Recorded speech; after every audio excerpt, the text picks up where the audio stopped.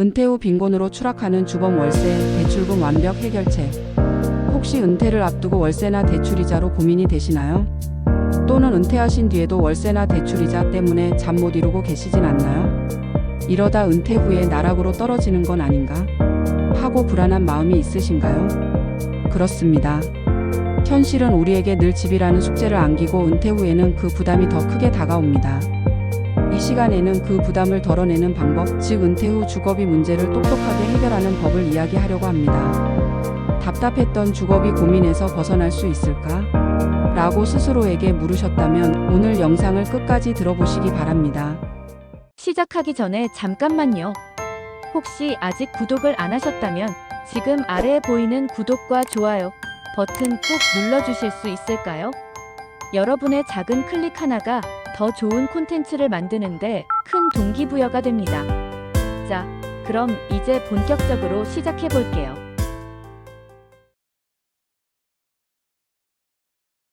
은퇴 후 빈곤의 주범, 주거비. 은퇴 후 주거비가 가장 큰 골칫거리가 될 수 있다라는 이야기를 들으신 적 있으신가요? 실제로 50, 60대 분들이 은퇴를 앞두고 가장 많이 걱정하는 것이 바로 주거비 부담입니다. 은퇴 후에는 소득이 줄어들거나 없으니 월세를 내거나 대출 이자를 갚기는 더 어려워집니다. 부동산 가격이 오르니 집이 자산이 된다고들 하지만 막상 은퇴하고 나면 유지관리 비용도 만만치 않습니다. 과연 어떻게 해야 은퇴 후에도 주거비 걱정 없이 편안하게 살 수 있을까? 라는 질문은 오늘날 많은 분들이 공감하는 문제입니다. 오늘은 데이브 램지의 더 토털머니 메이크오버에서 제시하는 핵심 전략을 중심으로 말씀드리고자 합니다. 데이브 램지는 단계별 재정관리법, 즉 베이비 스텝을 제시하고 있습니다. 데이브 램지가 제시하는 이 베이비 스텝은 현실적이고 체계적으로 주거비 문제를 해결할 수 있는 방법입니다. 많은 분들이 이미 늦었다, 빚이 너무 많다, 지금 와서 무슨 소용이 있나라고 자책하실 수도 있습니다. 하지만 데이브 램지는 말합니다. 지금 시작해도 늦지 않다라고 말이죠. 이 영상을 통해 은퇴 후에도 주거비 걱정 없이 살 수 있는 길을 찾아가시길 바랍니다. 그럼 시작하겠습니다. 은퇴 후 빈곤에서 벗어나는 방법. 먼저 데이브 램지의 더 토털머니 메이크오버에서 제시하는 베이비 스텝을 살펴보겠습니다. 베이비 스텝 1. 긴급 자금 마련하기. 베이비 스텝 2. 빚 스노우볼 방식으로 모든 빚 공격적 상환하기. 베이비 스텝 3에서 6개월치 생활비를 비상금으로 마련하기. 베이비 스텝 4. 은퇴를 위해 수입의 15% 이상 투자하기. 베이비 스텝 5. 자녀 교육비 마련하기. 베이비 스텝 6. 주택대출 조기 상환하기. 베이비 스텝 7. 부를 쌓아 나누는 삶 실천하기. 우리나라에서는 1단계 긴급자금은 100에서 200만원 정도로 잡는 분들이 많습니다. 가장 중요한 것은 빚 청산 단계인데 은퇴를 앞두고 있다면 주택담보대출을 최대한 줄이는 것이 관건입니다. 예를 들어 서울에 5억원짜리 아파트를 대출 2억원 낀 상태로 소유 중이라면 은퇴 전 최우선 과제로 이 대출을 갚아나가야 합니다. 왜냐하면 은퇴 후에는 소득이 급감하기 때문에 월 이자 70에서 80만원도 큰 부담이 되기 때문입니다. 만약 빚이 너무 많아 단기간에 상환이 어렵다면 집을 더 작은 평수나 저렴한 지역으로 옮기는 다운사이징을 고려해야 합니다. 예컨대 수도권 30평대 아파트를 처분하고 경기 외곽 또는 지방의 20평대 아파트를 구입해 대출을 크게 줄이는 방식입니다. 실제로 KB부동산 시세에 따르면 2023년 기준 서울 아파트 중위 가격이 8억원 선이지만 수도권 외곽 지역이나 지방 주요 도시의 중소형 아파트는 이보다 훨씬 저렴해 4억원 수준인 곳도 적지 않습니다. 이렇게 옮기면 주택담보대출 원금과 이자를 크게 줄여 매달 부담해야 하는 금액이 확 내려갑니다. 예를 들어 서울에서 보증금 3억원, 월세 60만원인 집에 살던 분이 같은 가격대의 더 외곽 지역으로 옮겨서 보증금 2억원, 월세 40만원으로 갈아타는 식입니다. 한 달에 20만원 차이라도 연간 240만원, 10년이면 2,400만원 이상을 절약하게 됩니다. 혹은 역세권이 아닌 곳을 선택해 보증금을 크게 낮추는 경우도 있습니다. 다만 이사 비용, 생활 편의성, 교통비 증가 등을 고려해야 하므로 무조건 월세만 낮춘다고 좋은 선택이 되는 것은 아닙니다. 전월세 갈아타기는 내가 얼마나 오랫동안 그 지역에서 살 것인가, 기타 생활비가 얼마나 절약되는가를 함께 살펴봐야 합니다. 집을 소유한 상태지만 현금 흐름이 부족한 분들에게는 한국주택금융공사에서 운영하는 주택연금 제도가 있습니다. 공시가격 9억 원 이하의 주택을 소유하고 부부 중 한 명이라도 만 55세 이상이면 가입할 수 있습니다. 예를 들어 공시가격 6억 원대 아파트를 보유한 65세 은퇴자가 주택연금에 가입하면 매달 약 100에서 120만 원의 연금을 수령할 수 있습니다. 이는 본인 또는 배우자의 사망할 때까지 안정적으로 지급되며 집에 계속 거주할 수 있다는 장점이 있습니다. 다만 대출 이자가 누적되는 구조이므로 훗날 주택 처분 시 대출금을 정산해야 하며 집값 하락 시 손해가 발생할 수 있다는 점은 고려해야 합니다. 내가 굳이 자녀에게 이 집을 물려줄 필요가 없다거나 일정한 월 수입을 확보해 생활비와 주거 안정을 동시에 가져가고 싶다는 분들에게는 유효한 대안입니다. 은퇴 후 주거비를 줄이기 위해선 데이브 램지가 강조하는 베이비 스텝을 순서대로 적용하는 것이 좋습니다. 먼저 주택담보대출, 신용대출, 카드론 등 빚을 빠르게 정리해야 월 지출이 한결 가벼워집니다. 가능한 한 은퇴 전에 대출을 최대치로 갚거나 다운사이징을 통해 대출 금액을 축소하십시오. 그리고 3에서 6개월 생활비를 비상금으로 마련해두면 혹시 주택 보수나 입원비 같은 긴급 상황이 생겨도 대출을 또 늘릴 필요가 없습니다. 또한 연금, 주식, 채권 등 다양한 방식으로 수입의 15% 이상을 투자해 은퇴 후에도 생활비를 보충할 수 있게 준비하는 단계입니다. 국민연금 외에 IRP, 개인연금저축 등을 활용하는 것이 한 방법입니다. 주택대출 빨리 갚기는 은퇴 후 주거비 부담을 획기적으로 줄이는 핵심입니다. 실제로 한국주택금융공사와 KB부동산 자료를 보면 주택담보대출을 완전히 상환한 가구와 그렇지 않은 가구의 월 지출 차이가 크게 납니다. 예컨대 수도권에서 대출 이자가 매달 70에서 80만 원씩 나가는 가구와 이미 무주택 또는 완전 자기 집으로 이자 부담이 없는 가구의 차이는 연간 1,000만 원 내외가 될 수 있습니다. 비키 로빈과 조 도밍게즈는 그들의 책 요머니 오요 라이프에서는 돈을 내 삶의 시간으로 환산해보라고 권합니다. 즉, 지금 살고 있는 집이 과연 내 은퇴 후 삶을 더 행복하게 하는가? 혹은 내 삶의 시간과 돈을 지나치게 소모하게 만드는가? 라는 질문이 중요합니다. 예컨대 자녀에게 물려주기 위해서라는 이유로 대출 많은 집을 유지하고 있다면 자녀와 충분히 대화해 볼 필요가 있습니다. 정작 자녀는 부모님의 경제적 안정과 건강을 더 우선시할 수 있기 때문입니다. 이런 관점을 적용하면 굳이 큰 집에 살아야 하는 이유가 줄어들고 적절한 크기로 옮겨서 생활비를 절약하고 여유 자금을 확보하는 쪽이 더 낫다고 판단될 수 있습니다.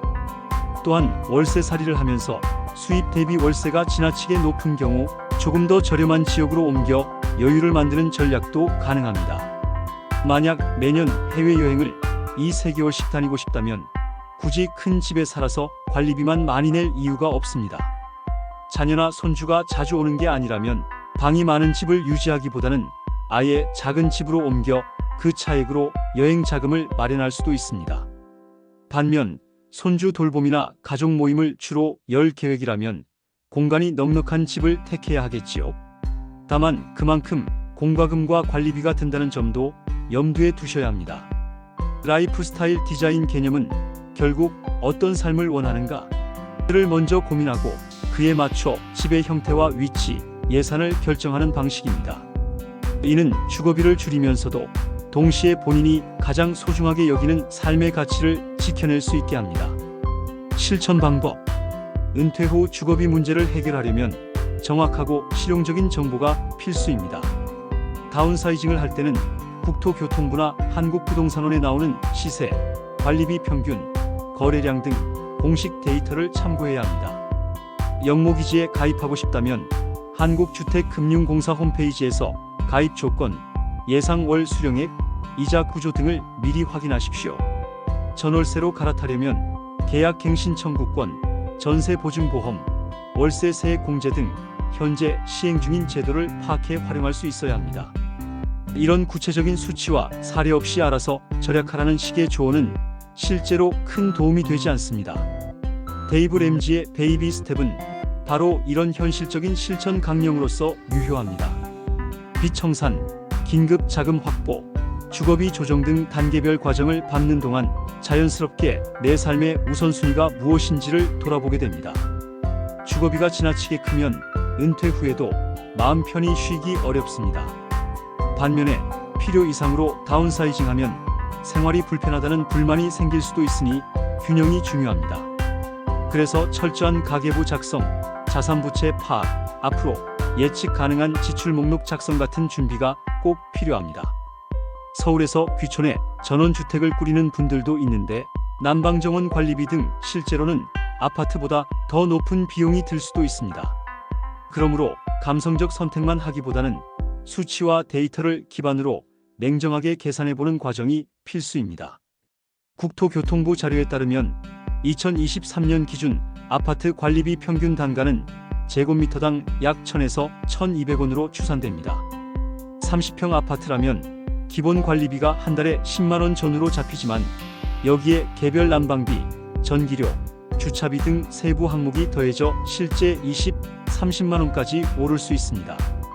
반면 20평 정도의 소형 아파트를 선택하면 관리비가 월 10만원 선에서 머무르는 사례도 있습니다. 이는 1년에 120만원에서 240만원 이상의 차이를 만드는 셈입니다. 대출 이자 부분도 연 4% 금리로 1억원 대출 시 연간 400만원의 이자를 내야 하므로 월 33만원 정도가 빠져나가는 계산입니다. 이자율이 5%로 오르면 연간 500만원, 월 40만원에서 42만원 선이 됩니다. 이런 수치를 모두 더하면 대출 1억원과 큰 평수 관리비 간의 차이가 연간 300만원에서 많게는 500만원까지 벌어질 수도 있습니다. 은퇴 후 연금 수령액이 60에서 100만원 언저리라면 주거비가 연금의 상당 부분을 차지하게 되는 위험이 생기는 것이죠. 한국주택금융공사 시뮬레이션에 따르면 예를 들어 공시가격 6억원짜리 아파트를 보유한 65세 은퇴자가 주택연금에 가입할 경우 매달 약 100에서 120만원 수준의 연금을 수령할 수 있습니다. 이는 대출이 없는 상태를 기준으로 산정되며 기존 대출이 있다면 이 금액에서 일부가 상계될 수 있습니다. 주택연금을 수령하면 배우자와 함께 사망 시점까지 그 집에서 거주할 수 있고 그동안 매달 일정 금액을 받을 수 있으니 주거 안정과 생활비를 동시에 확보할 수 있습니다. 다만 중도 해지 시 비용이나 집값 하락 위험 등을 꼼꼼히 따져봐야 하고 자녀에게는 집을 상속하기 어렵거나 남은 집값이 적어질 수 있습니다. 만약 자녀가 이미 독립했고 부양 부담이 상대적으로 적다면 이를 활용해 은퇴 후 매달 확실한 현금 흐름을 만드는 것도 좋은 선택입니다. 월세를 살고 계신 분이라면 매년 물가 상승에 따라 월세가 오를 수 있다는 점이 부담됩니다. 반면 전세는 큰 목돈이 필요하지만 2년 혹은 4년을 보장받을 수 있으므로 월 부담이 덜합니다. 한국주택금융공사 통계에 따르면 전세자금 대출 금리가 2023년 기준 연 3에서 4% 수준입니다. 1억 원을 전세자금 대출로 마련하면 연간 약 300만원 정도입니다. 월세로 같은 집에 산다고 가정했을 때 월 50만원이 넘는다면 전세자금 대출을 끼고 전세를 선택하는 것이 나을 수 있습니다. 반대로 보증금을 크게 묶어둘 여력이 없다면 월세가 어쩔 수 없는 선택일 수도 있습니다. 어느 쪽이 더 경제적으로 나을까를 판단하려면 보증금 마련 비용과 월세 지출을 꼼꼼히 비교해야 합니다. 은퇴 후에는 일시적으로 큰 돈을 묶어두는 게 부담스러울 수 있으므로 가족 지원이나 퇴직금 사용 계획 등을 종합해 보셔야 합니다. 주거비 부담 해결할 수 있습니다. 지금까지 살펴본 대로 은퇴 후 주거비 문제는 분명 복잡하고 무겁게 느껴집니다. 하지만 데이브 램지의 베이비 스텝 방식을 토대로 빚 청산, 비상금 마련, 투자, 주택대출 조기 상환을 차근차근 실천하면 충분히 해결의 실마리를 찾을 수 있습니다. 더욱이 다운사이징, 전월세 갈아타기, 주택연금 같은 실질적인 대안이 존재합니다. 여건상 어렵지 않을까? 라고 생각하실 수도 있지만 실제로 많은 사례에서 한 단계씩 접근해 성공을 거두고 있습니다.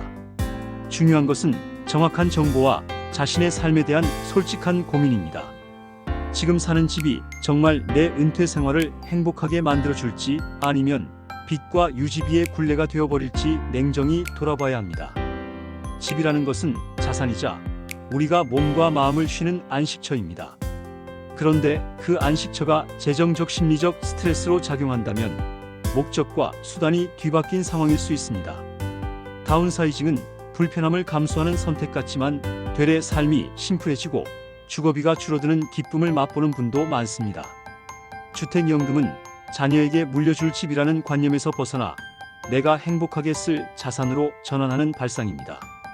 전세 월세 갈아타기는 생활 편의성과 경제성을 저울질해 스스로 최적의 지점을 찾는 기술입니다.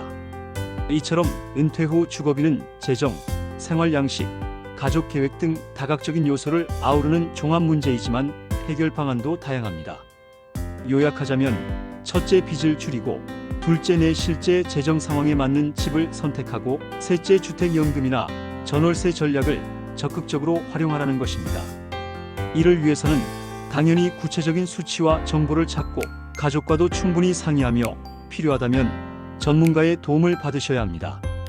많은 분들이 은퇴가 코앞인데 이제 와서 뭘 할 수 있나? 라고 하십니다. 그러나 실제로 60대에도 다운사이징이나 전세 갈아타기를 시도해 큰 폭으로 주거비를 줄인 사례가 종종 보고됩니다. 고령층 주택연금 가입자 수도 매년 늘고 있습니다. 늦었다고 생각할 때가 가장 빠를 수 있습니다. 한 걸음만 떼도 재정 상황이 달라집니다. 반면 아무것도 하지 않으면 주거비 부담은 은퇴 후에도 계속 발목을 잡게 됩니다. 이 영상에서 소개한 여러 실천 방법 중 하나라도 시도해보면 적어도 은퇴 후에도 월세나 대출 때문에 잠 못 드는 상황은 피할 수 있습니다. 잘만 준비하면 은퇴 후 주거비가 오히려 인생을 단순하고 풍요롭게 만들어주는 계기가 될 수도 있습니다. 어렵다, 복잡하다, 모르겠다라고 포기하기보다는 지금부터라도 한 장의 가계부와 메모지로 시작해보세요. 대출 잔액, 월 이자, 관리비, 공과금, 전월세 보증금 등을 한눈에 볼 수 있게 정리해두면 할 수 있는 선택이 보이기 시작합니다. 이때 가족과 충분히 대화하고 도움이 될 만한 각종 제도를 적극 탐색해 보시기 바랍니다. 은퇴 후에는 더 이상 직장을 다니지 않아 편해진다고 생각하지만 막상 재정적 압박이 크면 자유를 느끼기가 어렵습니다. 그래서 오늘 말씀드린 베이비 스텝과 구체적인 제도를 접목해 주거비 부담에서 벗어나는 것이 최우선 과제입니다. 그러면 건강과 시간, 가족과 친구에게 더 많은 여유를 줄 수 있게 됩니다. 내가 진정으로 하고 싶은 것을 실현할 수 있는 발판도 마련됩니다. 사실 은퇴 후 삶이 길어졌다는 점은 분명 큰 축복이지만 그만큼 재정 계획이 중요해졌습니다. 과거보다 더 꼼꼼한 은퇴 설계가 필요하다는 의미입니다. 주거비는 이 설계에서 빼놓을 수 없는 핵심 요소입니다. 데이브 램지가 말하는 빚 없는 삶은 결코 환상이 아니라 실제로 많은 사람들이 실현하고 있는 목표입니다. 여러분도 얼마든지 달성할 수 있습니다. 자신의 실정에 맞춰 다운사이징, 전월세 갈아타기, 주택연금 활용 등의 길이 여러 갈래로 열려 있으니 자신의 상황에 맞는 선택을 하시면 됩니다. 삶을 단순화하면 재정적으로도 여유가 생기고 정신적 스트레스도 줄어듭니다. 물론 가족과의 합의와 구체적 계획 없이 성급히 결정하면 의도치 않은 불편을 겪을 수 있습니다. 따라서 사전에 잘 조사하고 여러 방안을 비교한 뒤 실행에 옮기십시오. 은퇴 후 주거비 문제를 현명하게 해결한 뒤 남은 자금과 시간으로 여행, 취미, 봉사 등 더 풍요로운 활동을 누리는 분들이 늘어나고 있습니다. 그런 분들은 내가 왜 좀 더 일찍 이 결정을 하지 않았지? 라고 말할 정도로 만족도가 높습니다. 은퇴 후라는 시기는 더 이상 소극적 휴식이 아니라 새로운 출발점이 될 수 있다는 것이죠. 그러니 오늘을 기점으로 베이비 스텝을 참고해 빚을 줄이고 생활비를 줄이고 노후에 필요한 자금을 모으는 실천에 돌입해 보시길 바랍니다. 결론적으로 은퇴 후 주거비 문제는 종합적 재정 관리와 제도와 현실 파악이라는 두 축이 잘 맞물릴 때 비로소 해결될 수 있습니다. 먼저 빚을 없애거나 줄이고 비상금과 은퇴 자금을 마련한 필요한 경우 주택연금 등 제도를 적극적으로 활용해 보세요. 전월세 갈아타기도 신중한 계산을 통해 월세 부담이나 대출 이자를 낮추는 실질적 대안이 될 수 있습니다. 이 모든 선택은 결국 내가 어떤 은퇴 생활을 꿈꾸는가? 라는 질문에서 시작됩니다. 삶의 우선순위를 정하면 거기에 맞춰 주거 전략을 수립하는 것입니다. 그래야 주거비가 골칫거리가 아니라 행복을 위한 투자가 됩니다. 데이브 램지의 더 토털머니 메이크오버는 우리가 재정을 통제하고 빚을 없애나가는 과정을 상세히 안내합니다. 조금만 용기를 내서 정보를 모으고 가족과 대화하며 전문가 조언까지 받아본다면 은퇴 후 주거비 문제는 분명히 해결될 수 있습니다. 여러분이 이 영상의 내용을 참고해 은퇴 후에도 주거비 걱정 없이 보다 자유롭고 행복한 삶을 누리시길 진심으로 바랍니다. 이 모든 과정을 당장 다 끝내기엔 부담스러울 수도 있습니다. 하지만 한 발씩 나아가다 보면 주거비가 점차 줄어들고 마음의 여유와 경제적 안정을 찾으시는 날이 반드시 올 것입니다. 은퇴 후 주거비 문제는 이제 많은 분들의 공감대가 형성된 매우 중요한 이슈입니다.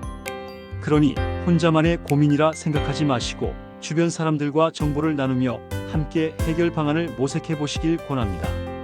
요즘은 유튜브나 커뮤니티, 지자체 상담센터, 주택금융공사 설명회 등을 통해서도 많은 정보를 얻을 수 있습니다. 더 늦기 전에, 그리고 너무 걱정하기 전에 오늘 제시해드린 방법들을 하나씩 실행해 보시길 바랍니다. 당장 할 수 있는 일부터 시작하면 은퇴 후 삶의 질은 생각보다 빠르게 바뀝니다. 집은 중요한 자산이지만 때로는 그 자산이 내가 누려야 할 행복을 가로막는 요인이 될 수도 있음을 기억하십시오. 결국 집이든 월세든 전세든 주택연금이든 나의 자유와 안정을 보장해주는 방향으로 선택하시면 됩니다. 여기 계신 분들 모두 은퇴 후 주거비 걱정으로부터 벗어나 더 넓은 세상을 경험하시길 바랍니다. 새로운 출발을 위한 마지막 한 걸음. 은퇴라는 말이 아직은 낯설거나 두렵게 느껴지시겠지만 충분히 대비한다면 새로운 기회의 문이 열릴 수 있습니다. 주거비 문제만 해결되어도 정신적 재정적 여유가 크게 늘어납니다. 데이브 램지가 말하는 빚없는 삶은 궁극적으로 돈에 끌려다니지 않고 내가 돈을 관리하는 삶입니다. 은퇴 후 주거비 역시 동일한 원리입니다. 아무리 좋은 정보라도 실행하지 않으면 소용이 없습니다. 그렇다면 오늘부터 가계부를 쓰고 집값과 대출 현황을 살피고 주택연금이나 월세 전환, 전세자금 대출 등의 정보를 모아보시는 건 어떨까요? 끝까지 함께해 주셔서 감사합니다. 여러분의 은퇴 후 행복을 응원합니다. 감사합니다. 영상이 도움이 되셨다면 구독과 좋아요 그리고 알림 설정까지 꼭 부탁드립니다. 더 좋은 영상으로 찾아올게요.